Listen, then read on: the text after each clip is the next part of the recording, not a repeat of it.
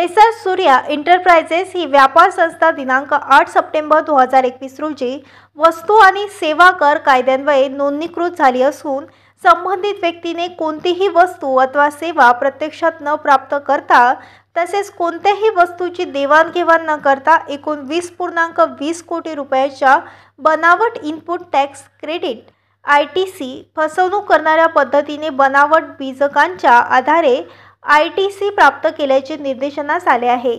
महाराष्ट्र राज्य वस्तू व सेवा कर विभागामार्फत मेसर्स सूर्या एंटरप्राइजेस या व्यापार संस्थेविरोधात तपास सुरू केला। या प्रकरणात संस्थेचे मालक निखिल नरेश वालेचा वय 28 वर्ष यास अटक करण्यात आली।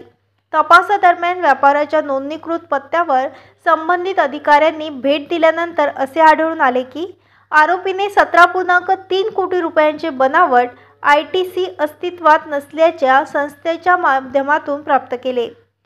3.3 कोटी रुपयांचे अतिरिक्त ITC चुकीच्या पद्धतीने GST वितरणपत्रामध्ये दाखवण्यात आले होते। या व्यवहारासाठी कोणत्याही वस्तू अथवा सेवा प्रत्यक्षात प्राप्त झालेली नव्हती।